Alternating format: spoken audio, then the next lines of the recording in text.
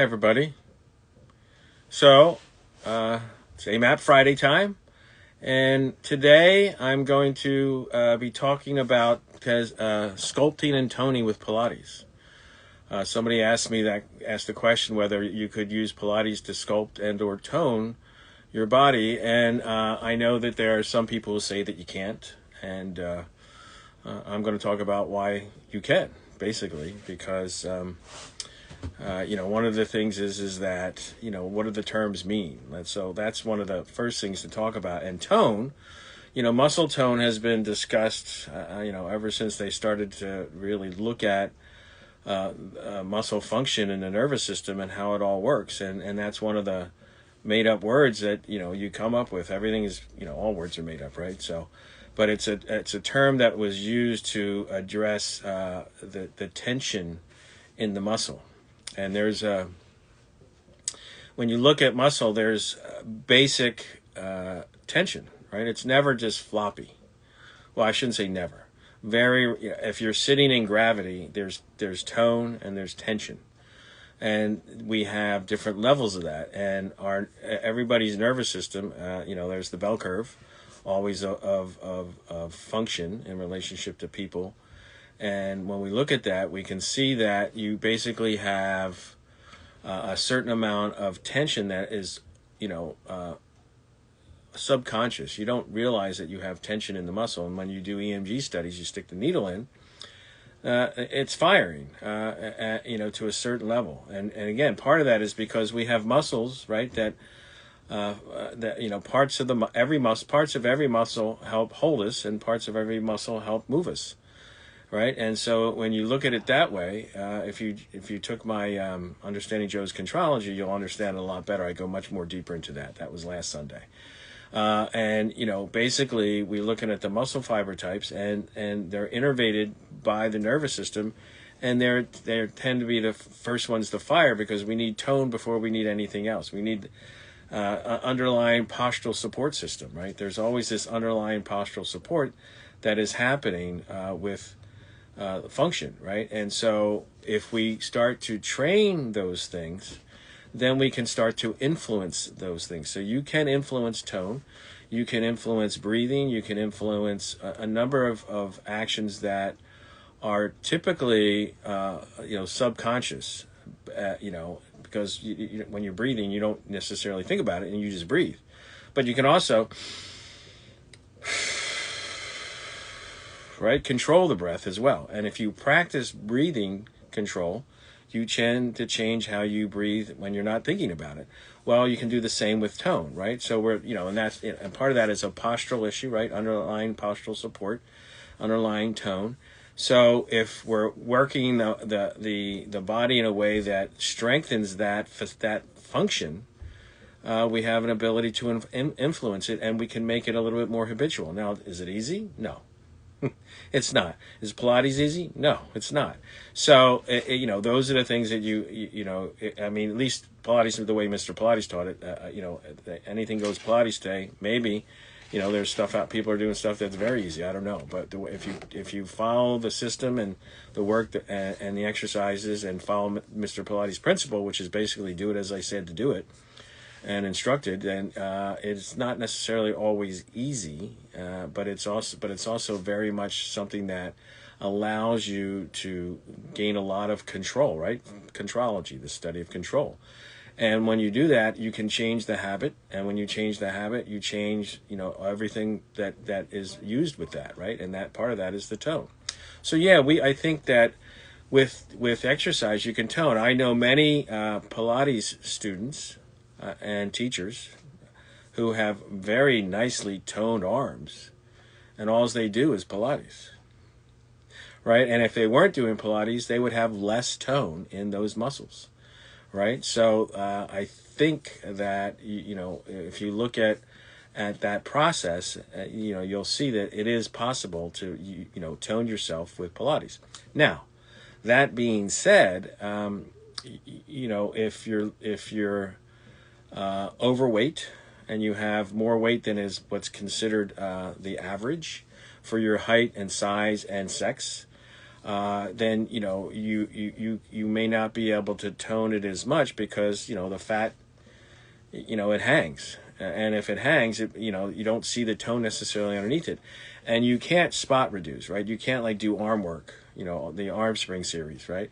You can't do arm work and your arms are going to get skinnier, I mean, the way the body system works is that as you lose weight, it's more global, so it starts to happen everywhere, and you can't really spot reduce per se.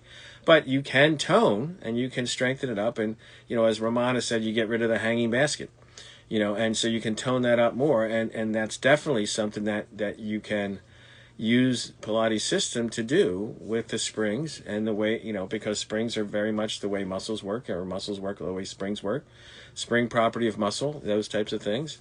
And if that's the case, then you have the ability to start to exercise it in a much closer way that it's, it functions, so you're close to that function using springs.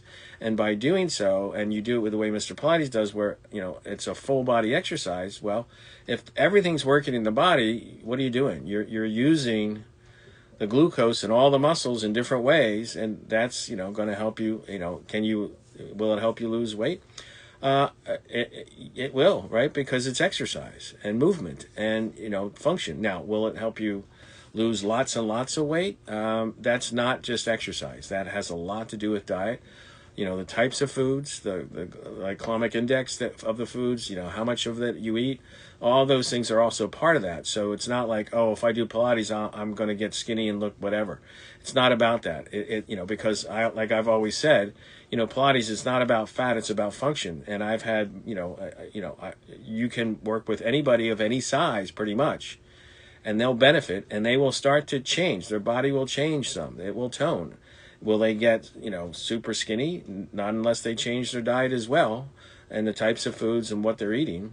Or today now with, all the weight loss medications that are out there that people are taking, that'll also do it. But then that also has some side effects of muscle loss. So, that you have to consider. All right. So that's about, toning. So tone is not a new thing. It's been that concept and that idea is around, and it's in neurophysiology. It's always been there, almost since the beginning, as far as understanding how those things work. And if you're you go to your physical therapist or your physiatrist or chiropractor or osteopath, they may talk to you a little bit about that as well.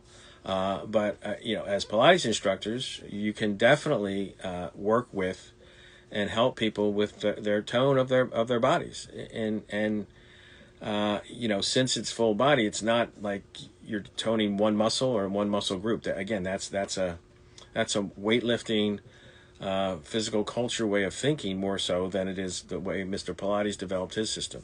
And it's a full body. And when it's full body, because when one part's moving, the other parts are still working, right? And they're still contracting.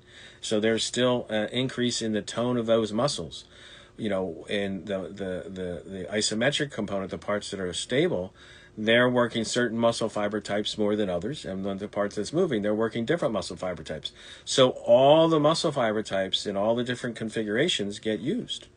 And that is going to increase, the tension the resting tone of the body. Now, there are neurological reasons why you have high and low tone, and if somebody has that in their hereditary, background, that may be a lot tougher to change. You can change it some, and again, you're going to be able to fix everything? No, Pilates doesn't fix everything, but if they're not doing any exercise in their low tone, they're going to even be more low toned, right? They're going to be very,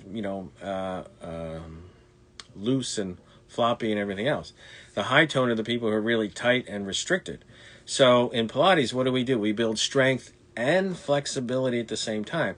So when you have people that are too high toned, by doing Pilates the way Mr. Pilates talked about his contrology, Joe's contrology, you're able to reset both sides of the function, a balance between the strength and flexibility at the same time. That's what his system does. And using the springs allows that process to happen even in a more balanced way. So that's something to also think about, right, when you're looking at tone. Now, the other part of the question was sculpting. So what is sculpting? Well, again, is that a new term?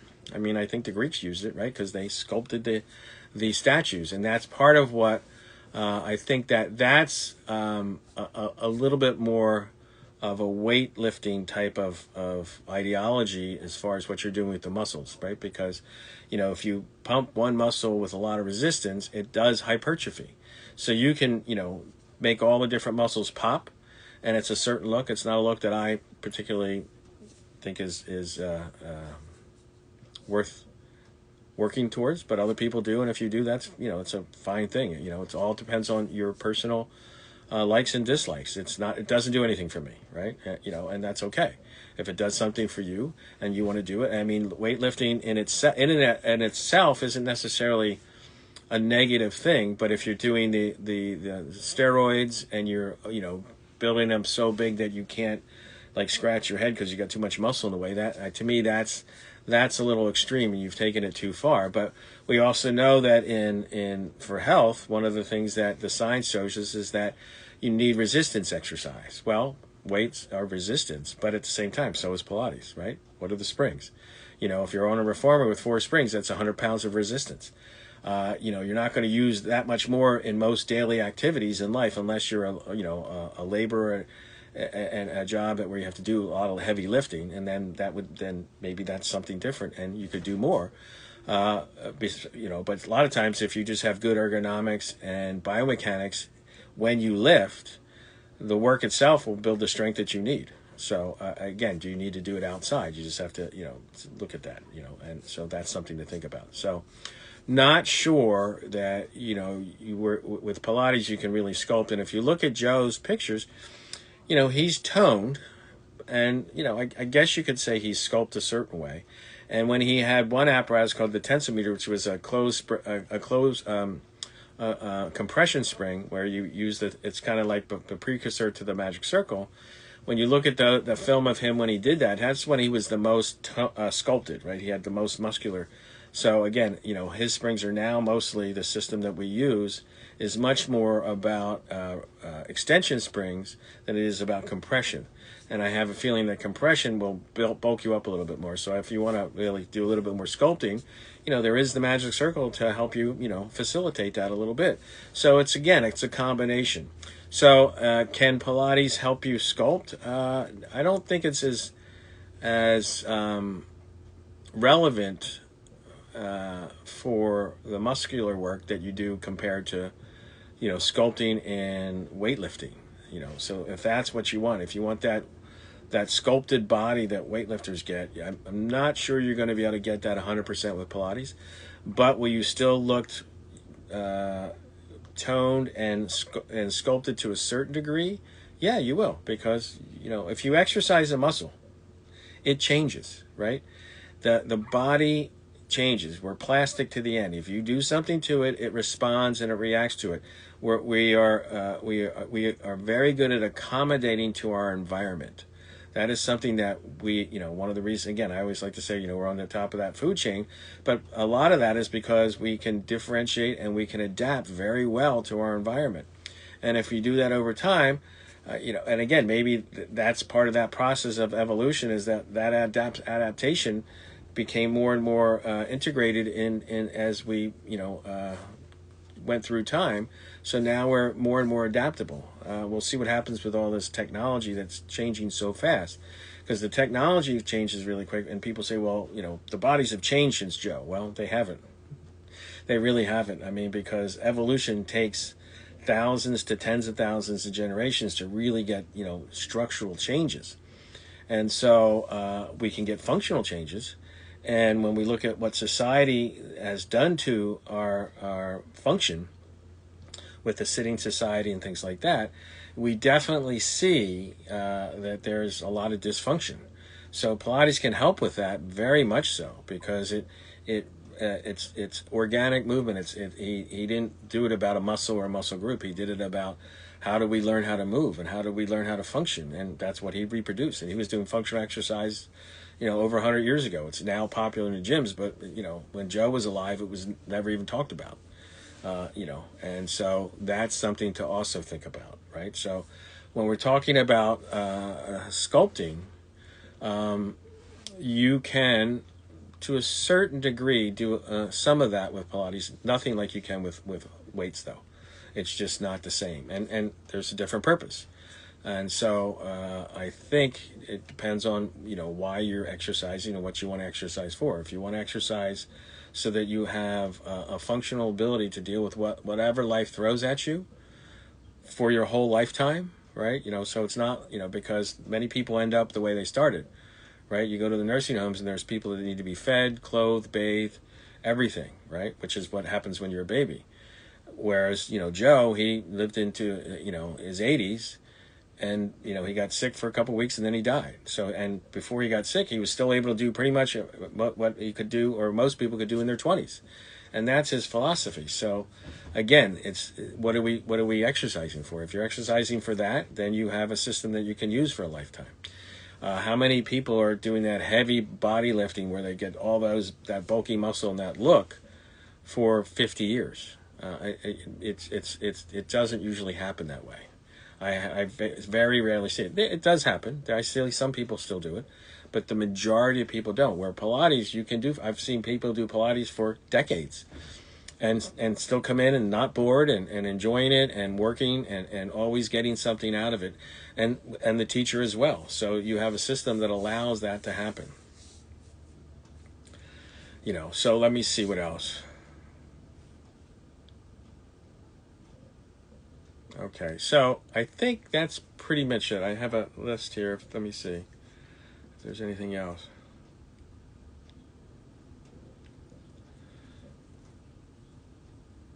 So I think it's just, if you look at the sculpting and toning, it is definitely doable with Pilates. And again, it just depends on what level you're looking to do that with. Okay?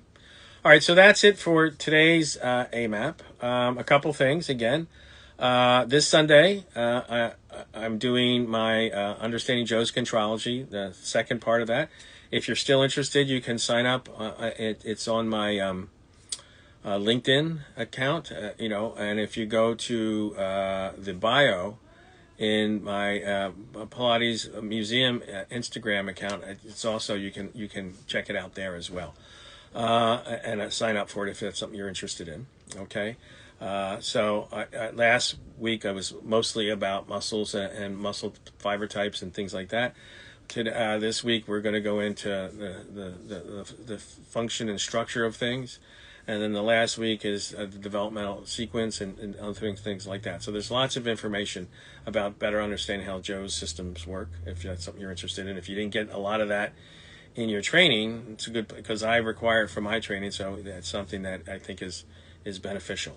And it's not exercise; it's the Joe's science and the science since him, and the science of today, looking at all those things and trying to make sense of why it works so well, because we know it works well, right? Okay, so then on Tuesdays I have my virtual classes at 12:30. It's Balanceology. It's not Pilates, but it's balance work. If you're interested in working on your balance. It's a great class for that. And then at 1 o'clock, I have the arm and leg springs from the resistor poster. You don't need a resistor to do it. You can have a Cadillac, wall unit, anything that you can attach springs to at different heights, right? So that's something you can do as well. And then at 1:30, I have my control optics, which using Joe's eye chart and some other, physical therapy, Feldenkrais, and biomechanics, eye biomechanic things. I'm teaching you how to understand how the eyes work in relationship to exercise and movement and function, along with other parts of the nervous system and how they're interconnected. And so if that's something you're interested in, that's at 1:30 on Tuesdays. And then starting on April 6th, next month, I'm doing another webinar series called Breathing Joe's Way. The last Pilates at the Pillow, I did a workshop on Breathing Joe's Way and looking at breathing. And one of the things that I'm going to be doing is we're going to be looking at all the ways of breath works within his system and why it's so important. And we know that he thought it was important, so that's what I'm going to be spending 2 Sundays doing. It's 2 hours each Sunday. About an hour, hour and a half is didactic, and then we'll spend the last half hour or so on each day going through some of the exercises to talk about the relationship and how variable the breathing is in his system and how functional it is as well in relationship to that. Okay, so that's something you're interested in. Again, it's in the bio. You can check it out on the link tree /Sean_Gallagher, or it's in the bio of Pilates Museum. It's also the Pilates Studio bio Instagram page as well. Okay? All right, I think that's it. So thanks for joining me. And again, if you have questions, please DM me. I'll add it to the list. And, every Friday at 1 o'clock, if I'm not out somewhere teaching, I should be here.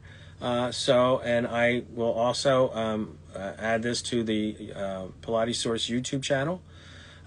We just passed 450 subscribers with 100 videos, so this will make 101.